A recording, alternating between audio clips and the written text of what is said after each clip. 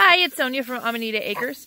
It's been about a week since we got the sheep, and as you can see, they've all gotten pretty friendly already, which is pretty cool. That was faster than I thought they were going to. That's Mora. Hi, Mora. Everybody seems happy and is eating well and drinking well. No weird poops, which is something you have to look for when you get livestock. The weather's been great. The snow's melting really fast, which is good because the next phase of our project is building the permanent buildings and the pasture. Also trying to reclaim the pasture a little bit.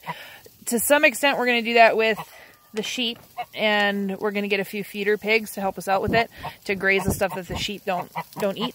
And it was pasture land a long time ago, but it's just gone weedy now, and there's some nutrition out there, but not as much as I would like, so we're going to end up reseeding it. I found a non-GMO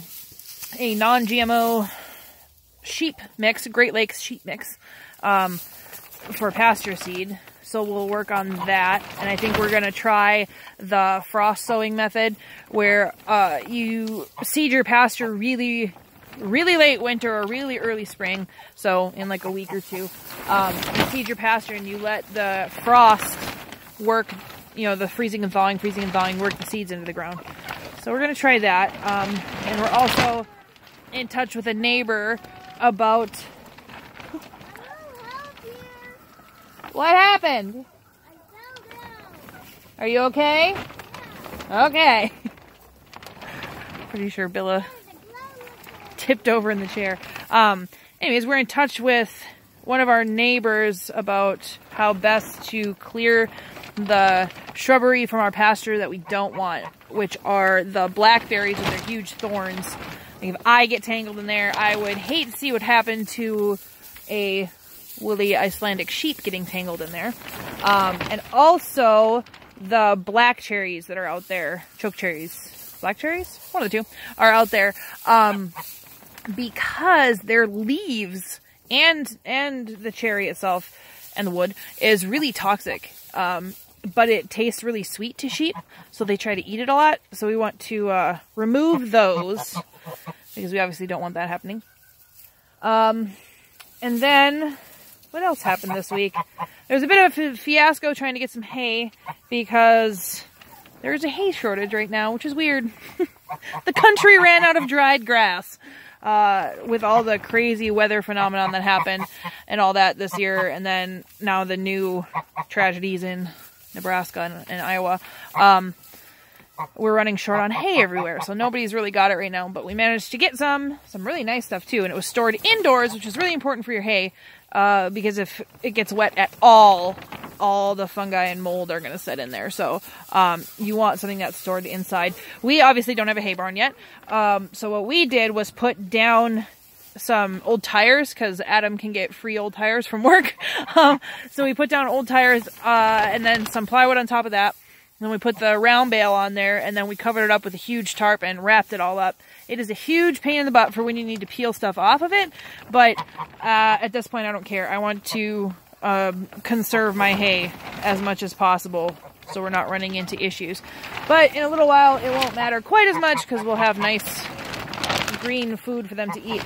And as I was researching, it's a little windy, as I was researching sheep nutrition and sheep grazing, I came across a bunch of plants that are already in my lawn and in my field that are really good for them, so that was encouraging. But then we also have like knapweed and ground cherries and stuff that I could quite frankly do without, so hopefully the pigs will help us out with that, because almost nothing else eats knapweed, and it's invasive, so it's pretty nasty. But so we'll be working with rotational mob grazing, which is where you give them an area that they can eat in a day or two, and then you move them every day or every other day around the pasture in little temporary fencing.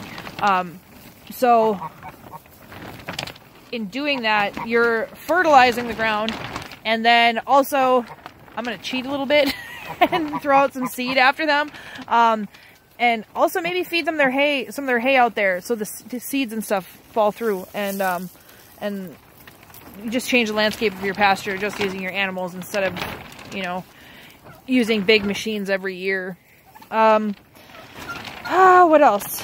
Oh, yeah, with the hay issue, our neighbor, who was super awesome, was a huge help in arranging, you know, getting us hay and stuff, which brings me to a point I wanted to make for this video, is that if you're getting into homesteading or farming of any kind as a way to get away from people, as a way to isolate yourself, that's kind of the wrong mindset. It should be more about finding the right people rather than avoiding all people, because farming is better done as a community. Farming is on any scale is better done together. Because you can't be an expert in all things. Like, you can't be, you know, sheep behavior and nutrition and the botany of the region and the, oh man, the climate of the region. Oh, what else? Oh, yeah, you have to be a structural engineering whiz to figure out how to put up structures and fencing and all that. It's just really hard to be an expert in all the things you need to be an expert for on a farm. So, you rely on the expertise of your friends and neighbors, and you build that community. So that's my advice for this video, is that farming together is a whole lot more successful than trying to isolate yourself and farm all by yourself. Right, Mora? This is the cuddliest one. This is Mora. And she doesn't like anybody else, but she really likes me. And I can pet her and hug on her. She's sleepy right now. She gets really relaxed when I pet her. Everybody else is eating. Oh, a word about these DIY hay feeders. You see all the baling twine I have all over it now? Yeah, that's because Frida got her head stuck in it twice. So, we already cut a few bigger holes, thinking that, okay, so now they have 2 bigger holes, they should eat out of there. No, she went and did it again, and I got her out. Stop, bro. She wants my attention. Anyways, and I got her out. And then, since then, she hasn't gotten caught in there again, but I roped off all those parts so that nobody could get their head stuck in there. So we're going to have to work a little redesign on there. I don't know, maybe make some more bigger holes. I don't know. Because I've seen people use the cattle panel feeders, and they work really well. But Frida just appears to like to get her head stuck. So she's fine. She didn't even get a scratch. She's fine. I've been a little bit obsessive about checking on the sheep every, like, 2 hours. Yep. Right? Oh, Mora. Oh, Mora.